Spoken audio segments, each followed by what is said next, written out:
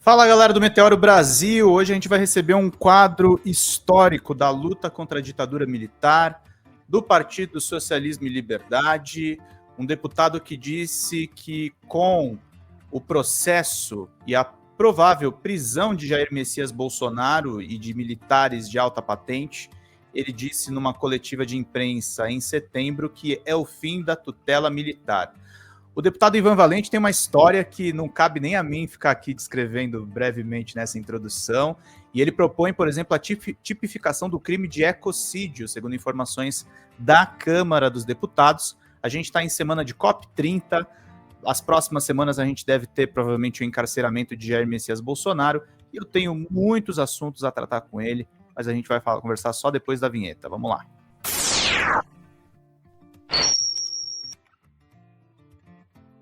Ivan, quero te dar muito boas-vindas e dizer, dá para a gente comemorar mesmo a prisão de Jair Messias Bolsonaro? Como é que você vê a atual quadra histórica, deputado? Seja muito bem-vindo ao Meteoro Brasil. Como é que você está? Eu acho que a resposta não é dá para comemorar, é tem que comemorar. Agora, não é tudo que aquilo que a gente queria. Você vê que estão esticando, entendeu? Daqui a pouco vão levar ele para uma mansão, que nem o Collor está em Alagoas, numa cobertura, entendeu? Vendo a praia, as praias de Maceió. Mas aqui é sério. Bolsonaro foi o veículo, entendeu? Para se voltar a uma situação em que a tutela militar fosse explícita, entende? E culminasse num golpe de Estado, entende? Com uma eternização no poder. Toda a fórmula que foi utilizada desde o primeiro dia de mandato eleito, reconhecido pelas urnas, ele começou a conspirar desde o primeiro dia. E ainda falou para o Vilas Boas Correia, né? O general Vilas Boas, que era o comandante do Exército antes, você é o culpado para eu estar aqui, entre aspas, o culpado, né? Jogo combinado, entende? Uma situação muito específica de uma conspiração que dirigiu-se a Jair Bolsonaro por vários fatores políticos de retrocesso político no Brasil e de sorte também, como foi o caso da facada, como foi o caso que ele não precisou participar de debate nenhum com a sua mediocridade, assim, mas ele chegou lá, entende? E chegou através das fake news, através do apoio, entende? De Steve Bannon, da turma que sabia manipular a rede social com destreza. Mas, volto a falar, a tutela militar, ela teve por um triz o golpe, entende? Ele falhou por um triz, porque algumas pessoas estão normalizando o golpe, ou então as pessoas, por causa da defesa que foi feita, e também por causa da covardia dos grandes meios de comunicação de massa que operaram o golpe de 64, todos eles, tá? Eles passam um certo pano, embora hoje eles acham que Bolsonaro era uma aventura, digamos assim. Mas o que aconteceu é que foi por um triz.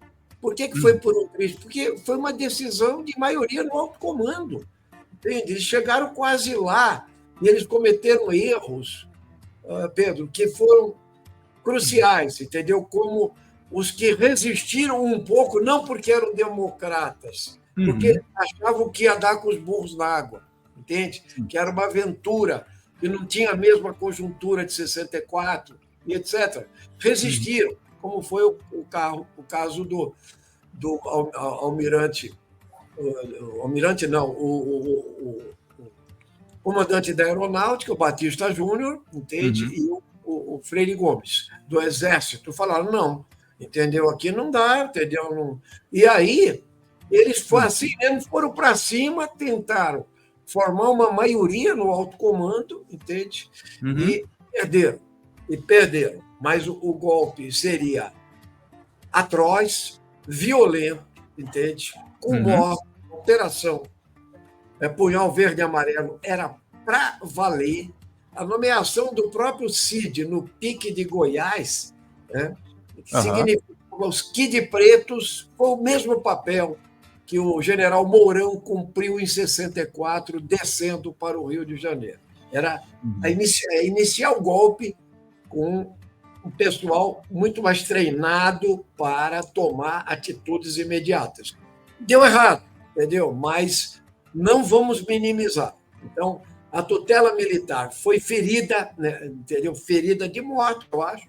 E, de outro lado, nós levamos também ao fim da impunidade com o julgamento do Bolsonaro. Entende? Não foi pouca coisa, teve muita reação, teve muita resistência, porque, no fundo, o projeto deles é o projeto da direita, é o projeto neoliberal, entende? Só que é um projeto autocrático, né? Violento, que agora está se mostrando, inclusive, capaz até de chamar forças externas para intervir direta e militarmente no nosso país. Por isso, não por revanche, entende? Não por vingança, como foi a não anistia que nós defendemos, mas por justiça, pela democracia brasileira. O Bolsonaro e os seus sequazes, todos os generais da alta cúpula que estavam com ele, são golpistas treinados, entende? E eles precisam pagar pelos seus crimes para que a democracia brasileira possa sobreviver. Ivan, a gente está passando por dias assim, detonamos a PEC da bandidagem, botamos gente na rua, o presidente Lula defendeu a soberania diante daquela cartinha do presidente Trump, a gente teve vitórias interessantes naquela quadra, mas a gente teve agora uma chacina com 120 mortos no Complexo da Penha e do Alemão, no Rio de Janeiro. Esse risco de golpe que você acabou de descrever, Bolsonaro fora do jogo político, a gente tem que ter medo de um Tarcísio golpista, desses governadores golpistas? O Tarcísio é uma figura, entende, da extrema-direita. Tá? Eu quero lembrar que ele foi treinado lá no Haiti também, junto com o Heleno, junto com o Braga Neto, entende? E a evolução dele com uma elite brasileira cínica, tentando passar um verniz nele, não deu certo até agora. Eles ainda querem, porque ele vestiu o boné do MAGA, ele culpou o Lula pelo tarifaço, tá entendendo? Ele esqueceu que ele era governador de São Paulo, defendendo os interesses da elite paulista prejudicar a exportadora, entende? E depois ele tinha que fazer todas as ações que comportassem ganhar o bolsonarismo raiz. Então, a fala dele na Avenida Paulista, no último comício, foi desastrosa, entende? Quando ele chamou o STF de tirania e o Alexandre de Moraes de ditador. Tanto que ele deu uma submergida agora. Mas eu digo para você que eles, não só eles, mas o Caiado, todos eles que estão querendo ganhar esse Zema, que é um ponto fora da curva em termos de imbecilidade também, entende? Eles estão, o que eles querem é garantir que, num segundo turno, eles tenham o apoio do bolsonarismo raiz. Então, eles topam qualquer parada.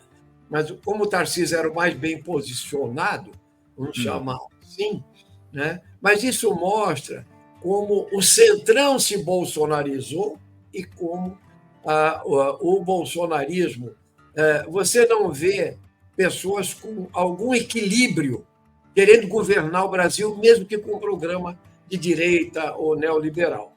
Então, eles têm que prestar sabugice, entendeu? A Bolsonaro, aos seus filhos tresloucados, entendeu? Mais perigosos também, todos eles, entende?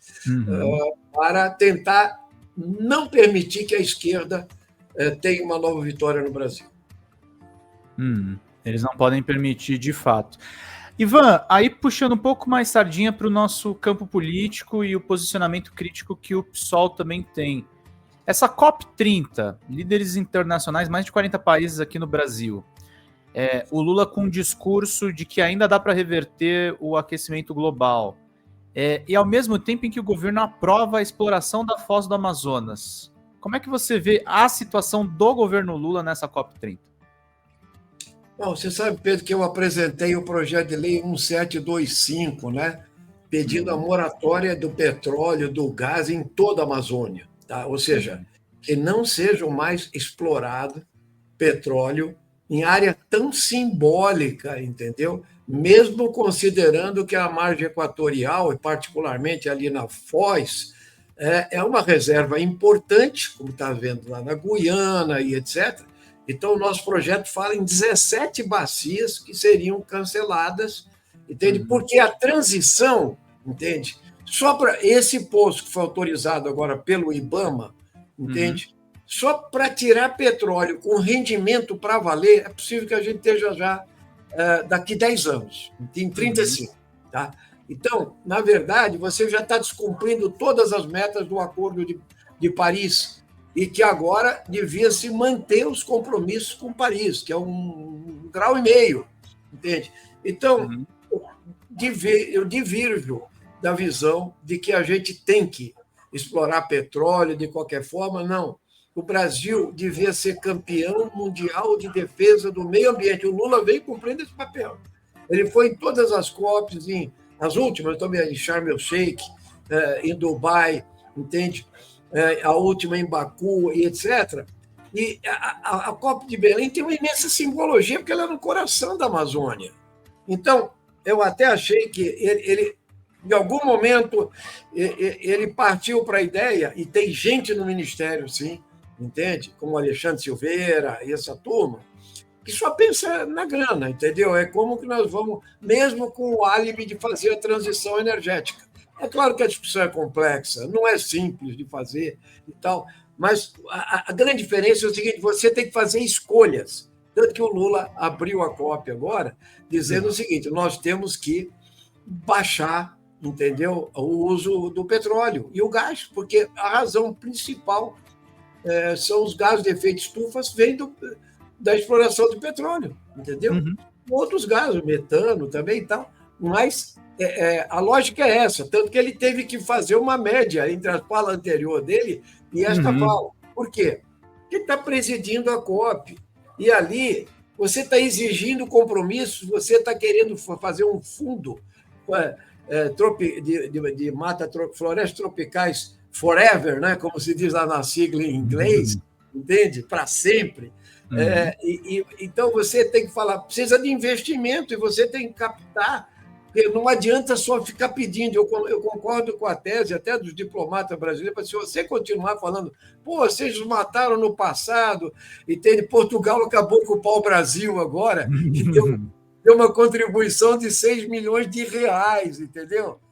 1 milhão de euros. É brincadeira, entendeu? Ainda bem que teve a Noruega, até o Brasil e a Indonésia deram 1 bi aí nesse fundo, e os ingleses falaram que não vão dar. Eles são os maiores beneficiários da coroa portuguesa em tudo que saiu daqui no período. Então, é uma questão, você tem que fazer uma escolha. Eu acho que o Gustavo Petro foi para cima na Colômbia, ele fez uma moratória. Vai enfrentar a oposição. É só você falar para o Alcolumbre isso aí, ele vai ter um chilique, entendeu? Vai meter a governança no meio, você está entendendo? Porque para ele ser eternamente senador pelo Amapá e presidente do Congresso, ele tem que falar para os ribeirinhos, para os indígenas e para a pobreza de um estado que tem 600 mil habitantes, entende? Que vai jorrar dinheiro lá, entende? De royalties, etc., o que não é verdade. É a mesma coisa que você falar para o pessoal aqui de Campos, entendeu? De Macaé e tal. Não, o IDH continua quase o mesmo, entendeu? A alta profissionalização da exploração do petróleo, os altos riscos, inclusive, que você corre com a exploração marítima e etc., não mostraram um caminho de prosperidade necessariamente. Mas a grande discussão é essa, que daqui a pouco nós vamos ter fenômeno, nós tivemos. O Brasil tem fenômeno para falar. Secou o rio Amazonas, o rio mais caudaloso do mundo. O Rio Grande do Sul ficou debaixo d'água quase 3 anos por causa da mudança climática dos rios voadores. O Pantanal, quer dizer, que é uma terra alagada, secou, incendeia. Não precisamos ir para exemplos, furacões e tal, externos, para ver que aqui no Brasil já existe, e o Cerrado, o agronegócio brasileiro tosco, com ideologia fascista da sua grande maioria, entende? Só vai entender o que vai acontecer com eles se eles não usarem a ciência, entende? Para entender que a seca no Cerrado é possível, você está entendendo? Sim. E quem vai dançar são eles, são os maiores exportadores de soja para a China, e milho, e etc. Então, a questão é a seguinte: o Brasil tem que tomar a frente dessa discussão. Não é simples, porque vão falar da transição energética, vão falar que vai esgotar as reservas, mas exatamente até 2050, o acordo é que não ia ter mais nova exploração de petróleo, pelo contrário, ia se reduzir mais para chegar no máximo a 1,5 grau da Revolução Industrial para cá em 2100. Então, não é uma discussão que é técnica, mas ela é... Eu nem tive tempo de entrar nos efeitos negativos para a fauna, para a flora e para os oceanos lá, entendeu? Isso é uma discussão técnica e, logicamente, sei que o Lula está pressionado, que o governo está pressionado, que o interesse econômico é muito grande e que os parlamentares do Norte e Nordeste, da margem equatorial, acham que vai ter um maná de recursos, entende? Isso é uma fantasia, minha opinião. Entende? Nós não podemos deixar que isso aconteça. Então, é uma situação difícil, porque eu tenho que reconhecer que os grandes jornais brasileiros, a grande imprensa brasileira, inclusive o Globo, só fala em meio ambiente, no Fantástico, etc. A Folha e o Estadão, na hora do editorial, eles são todos ambientalistas. Mas na hora do editorial, falar, mas, entendeu? Tem que... claro, nós sabemos que tem que ter riqueza até para fazer a transição energética. Mas você tem que ter uma posição que seja uma posição que te dê um protagonismo mundial, porque a hora que isso pegar, entende? Você vai falar, aqui está uma solução, nós temos soluções. Então, acho que é essa questão que se coloca. A questão de ter recursos, né, Ivan? O Estado brasileiro tem os recursos, né? Essa é a questão. Eu só vou te dar 2 exemplos. Que eu o que vai de isenção para banco? Não dá para comentar? Dívida pública brasileira, 1 trilhão esse ano de juros e amortização de juros. 954 bilhões de isenções fiscais. E eles não querem taxar BET, fintech, entende? Bancos bilionários, entende? E o agro. Agora, o Haddad reapresentou a BET, o pessoal do PT apresentou as BETs, reapresentou. Como isso tem mais simbologia, porque é lavagem de dinheiro mesmo, entendeu? É bandidagem, etc. Eu apresentei taxar as LSAs e os CRAs, que é as letras do agro, entendeu? E as renegociáveis, né? CRA. Do agro também, entende? Só ali dá 80 bi. Sabe por quê? Eles querem pagar zero. Claro. Zero. Sabe quanto o Haddad estava tentando botar 5%, eles não aceitaram, porque eles têm 330 deputados lá, só do agro, entendeu? Enquanto os outros fundos, qualquer fundo paga de 15 a 22, a média é 17, eles querem pagar zero. Isso é até um problema para o sistema financeiro, porque todo mundo vai correr para eles, quando, na verdade, eles não precisam de mais dinheiro para financiar crédito ou agricultura. Já tem o Plano Safra e 30%, 40% dessa dinheirama, que juntou 1,7 bi para eles e para as imobiliárias, as LSI e tal, entende? Nem 30% vai para crédito, vai para o capital financeiro mesmo, para o giro da especulação, entende? Só isso aí já daria para você falar, tem soluções aí sim, entendeu? Tem soluções, tem questões que são postas. Agora, Ivan, tem uma coisa que me deixou alarmado. Eu estava lendo na Folha de São Paulo, uma colunista, que trouxe um posicionamento bem preocupante. E aí eu não falo só do Trump em si.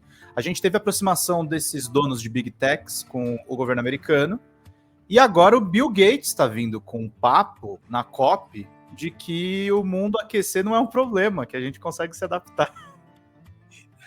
Aí, uma coisa que eu falei com a Sofia, até aqui dentro do Meteoro, ela me falou, às vezes é pior um cara que é negacionista declarado do que esse negacionismo soft, né?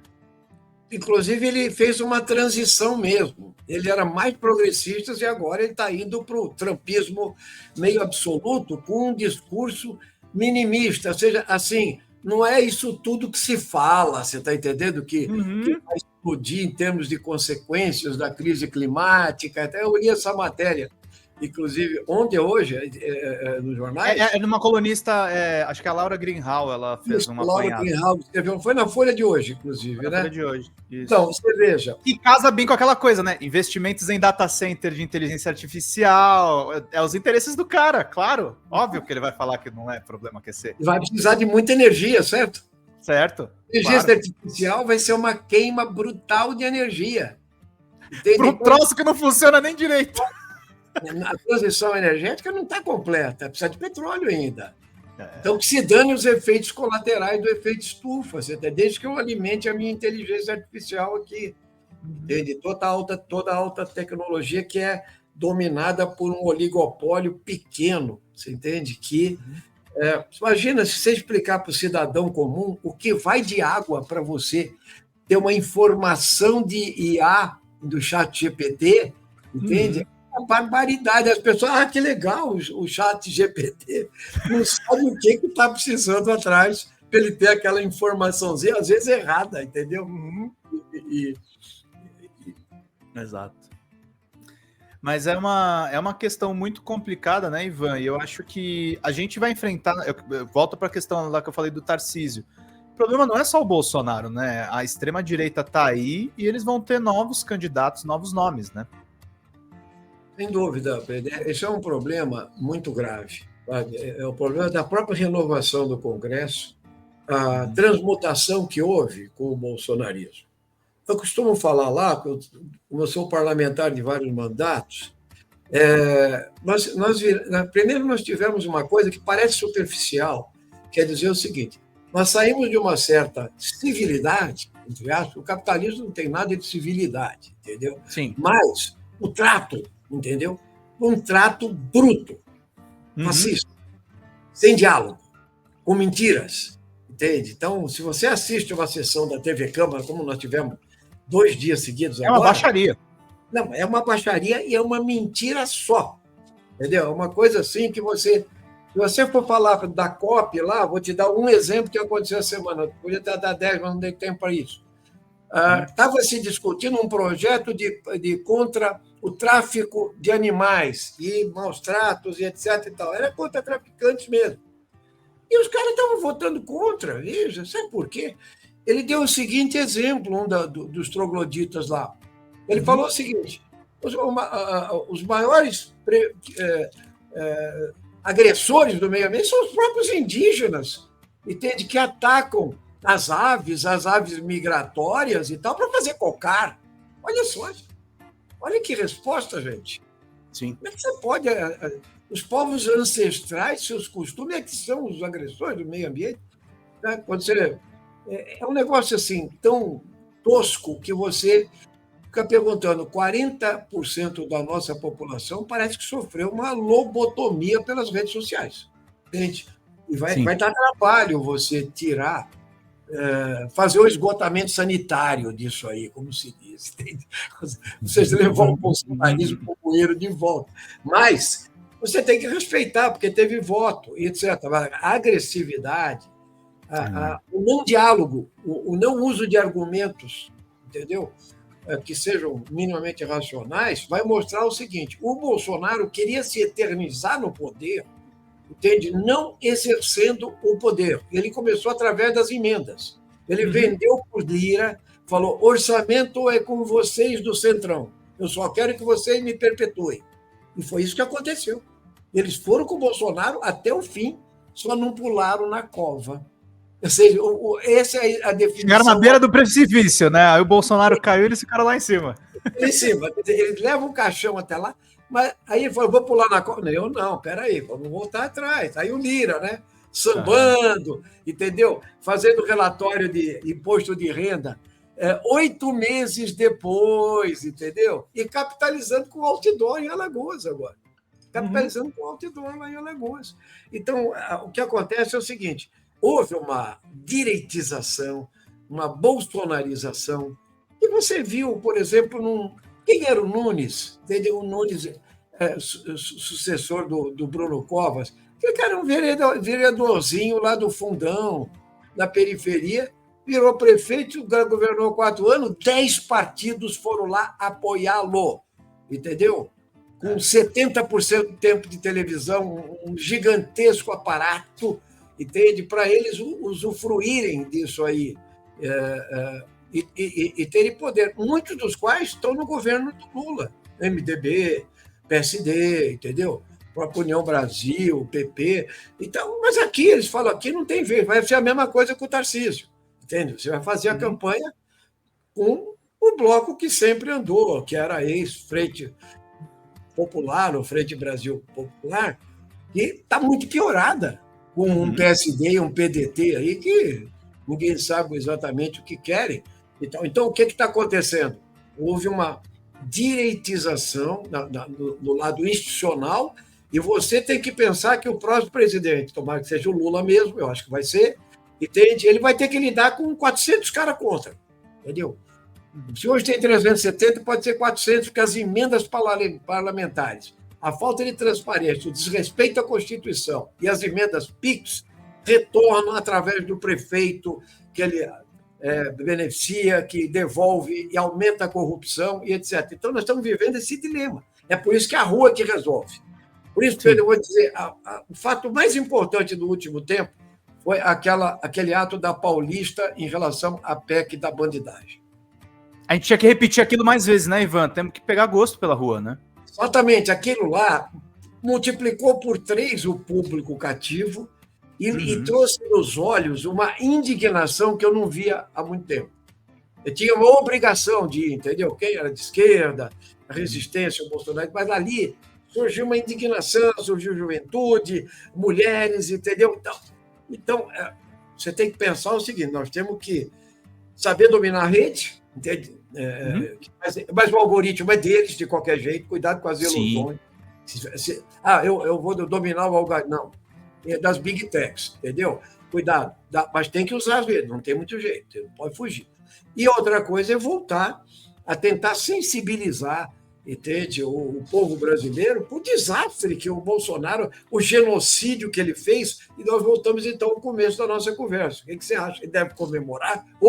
Entende? Tem mesmo, porque é o seguinte, pelo menos ele sai de cena minimamente, ele vai ter substitutos, entende? Ele deixou uma herança maldita mesmo, uma herança ideológica, né? Ele foi o veículo, vamos chamar assim, entendeu? E realmente trouxe um desastre para o país, em todos os sentidos. Mas eu acho que nós temos que voltar à rua, ganhando a eleição, isso é uma questão fundamental, vital, e como você falou na questão do Rio, que realmente eles tentaram uma bengala para tirar a ascensão do Lula na soberania, no imposto de renda, que vinha mesmo crescendo, vinha estabilizando, eles precisavam de uma bengala de segurança pública, entende? Da ode à matança, à chacina, e etc. A ponto do Cláudio Castro falar, eu tenho mais 10 operações aqui para entrar, porque ele achou que aumentou a popularidade, isso vai durar sempre. Não, vai ter uma decantação. Minha opinião é essa, como o Lula, eu acho que o Lula está certo no que ele falou, mesmo que seja 9 dias depois, 10 dias depois, porque o que vai ficar é a fotografia. A fotografia que ficou do Carandiru em 91, eu fui da CPI aqui do Carandiru como deputado estadual, os 111 caixões, você está entendendo, abertos. Essa é a fotografia. Entendeu? O Fleury nunca mais foi nada, depois de governador, entendeu? Ele não teve total importância. Esse cara é um criminoso, esse Castro, entende? Mas Os governadores acompanharam. Então, assim, nós estamos vivendo isso. Eles vivem não de um projeto claro, entendeu? Articulado e etc. Isso está para a elite brasileira, é continuar o modelo neoliberal no nosso Brasil e a exclusão social.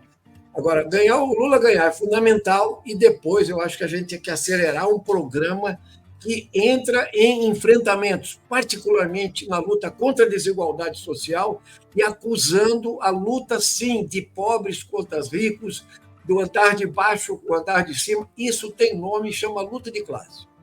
Sim. Inclusive, eu estava conversando com o nosso companheiro, o Juliano Medeiros, ele falou que ele está pouco esperançoso sobre Câmara e Senado. A gente, no máximo, manteria algumas posições e pode ter, talvez, um enfraquecimento da extrema-direita. Você está mais otimista? Você acha que a gente consegue eleger mais parlamentares? Ou o quadro é adverso mesmo, Ivan? O quadro, no geral, a fotografia é adversa, mas, ao mesmo tempo, analisando a capacidade de recuperação do Lula, quando o Kassab deu ele como morto há 4 meses atrás, entende? E ao contrário, aí o Kassab chega agora, porque esse é um animal político, né? Sim. Ele só faz contas na ponta do lápis. Ele falou, agora o Lula ganha. E o Lula, 2 meses depois, ele ganharia mais ainda. Só que nós vamos ter uma disputa no Congresso, e no Congresso o que vale é o financiamento, entendeu? É a corrupção. Então, vai ser difícil você ocupar um grande espaço, porque nós não estamos vindo de uma grande manifestação de massas, entendeu? Não um processo eleitoral. O processo eleitoral começa, você vai disputar, o Lula pode ganhar, não terá maioria na Câmara nunca nesse negócio, porque isso é um acúmulo que leva você. Por exemplo, o Boric, num primeiro momento, foi uma lindeza, aquelas manifestações no Chile. E depois você teve um retrocesso na Constituinte, entendeu? Você tem um cara pinochetista que ficou taco a taco ali, um sujeito saiu do nada. Você tem, ou seja, o caldo continua muito difícil ainda, ele não houve uma disputa de corações e mentes que conseguisse mostrar que nós temos condições de ter uma grande bancada, mesmo não ganhando a maioria, mas de combate, de luta e avançar numericamente também. Então, é bom ter cautela, não será fácil, porque não houve uma mudança real na correlação de forças embaixo. Entende? Então, se seguisse a lógica da última manifestação, de conseguisse ir avançando e não ficar só na questão institucional, entende? Talvez a gente pudesse dar um salto maior.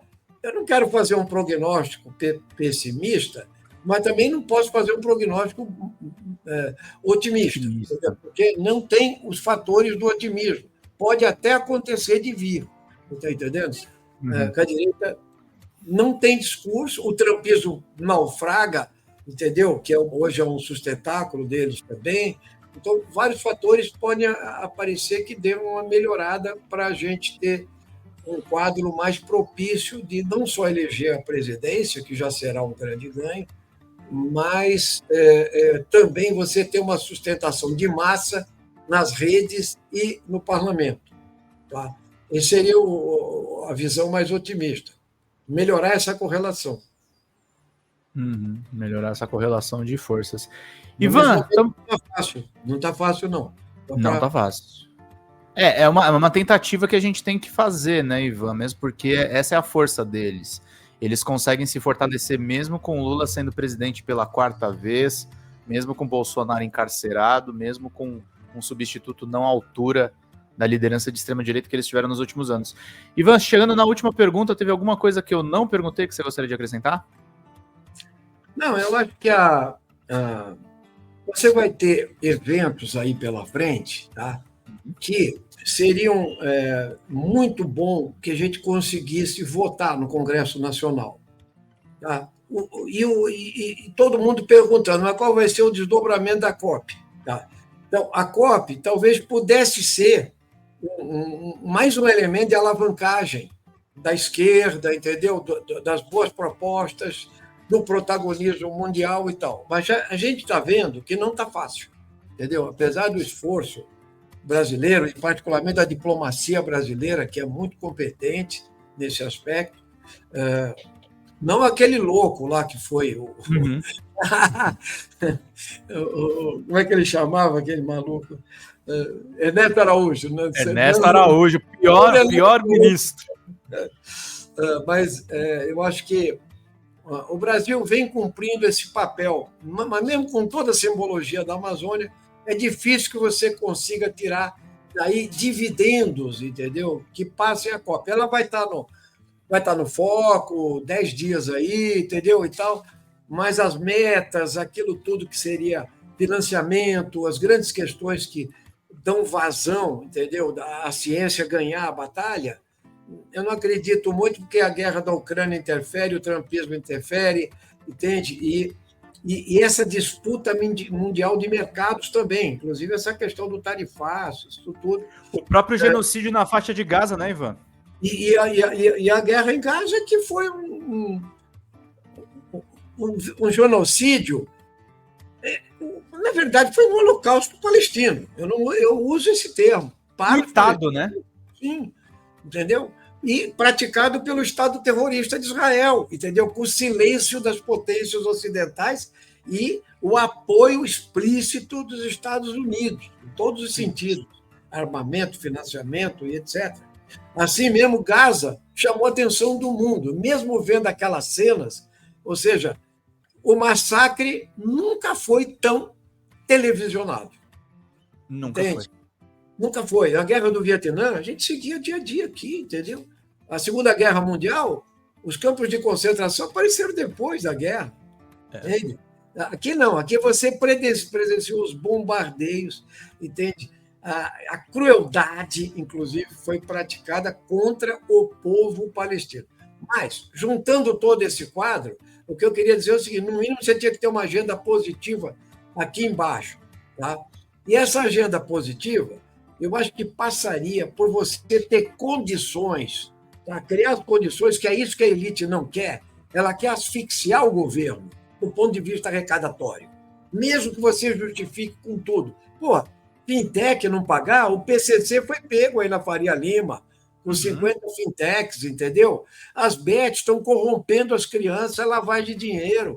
Pô, vamos taxar? Ah, não, isso aí aumenta imposto, isso aí vai fortalecer o Lula. Então taxar bancos, bilionários, grandes fortunas. Então, isso não passa com essa corrente. Mas se isso fosse uma coisa que chegasse à população, seria a melhor coisa que aconteceria, porque aí você tem agendas positivas, em todo sentido. Da educação, do fortalecimento do SUS, da habitação, das obras do PAC, o que você quiser, tinha coisas para fazer e manter um crescimento acima de 3%, você tem o que mostrar. E sim, olha, eles erraram tudo. O Guedes falou que o Brasil não ia crescer nem 0,5% no primeiro ano. De lá para cá, estão falando de novo que pode dar até 3% de novo, mesmo nesse ano duro. Entendeu? Se não for 3%, é 2,5%. Então, você tem que mostrar que o desemprego vai ficar baixo, essa questão toda, para tentar ter um desempenho que fique claro para a população. Agora, como você começou o assunto falando do nosso amigo, entende? Do genocida, entende? Eu vou dizer para você, o que o Bolsonaro não quer é a foto e o filme dele entrando na cadeia. E eles vão ter. Isso tem uma simbologia fantástica. E eu digo mais, viu, Ivan? Tá todo mundo acreditando também, muita notícia plantada por bolsonarista. Eu não acho que ele vai ficar um mês, não. Eu acho que ele vai passar o aninho da eleição na cadeia. Xandão, Deus te ouça. Alexandre, se estiver vendo essa gravação, ó, no mínimo 6 meses. Tem que dar uma canseira. Um aninho assim ia ser legal. Depois, beleza. É mesmo, entendeu? É simbologia. Ele pegou 27 anos de cadeia. E olha que foi exatamente, não é o Collor. O Collor pegou 8 anos. Por isso que ele está em casa.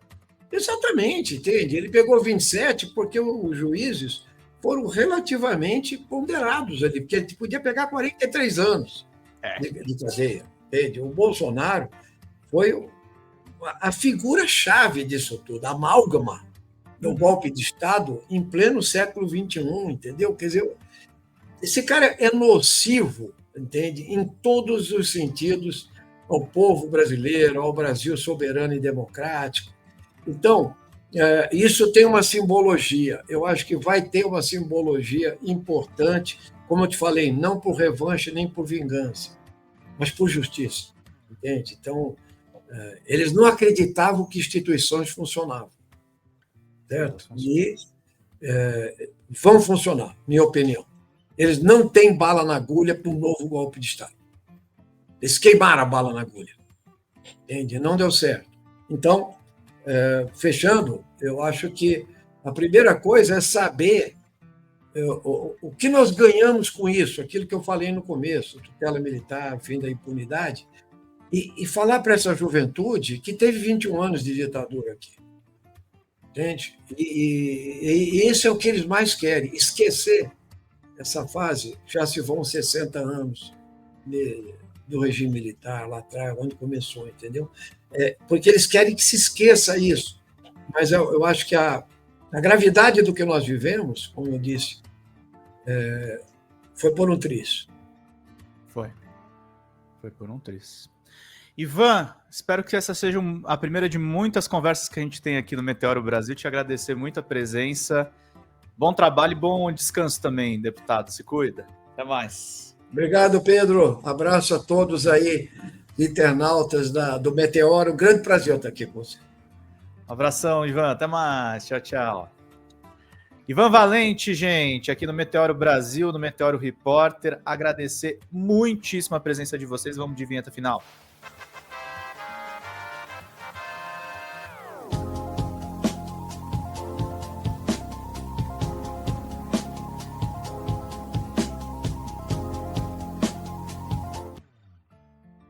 Vida longa e próspera, gente. Até mais. Tchau, tchau.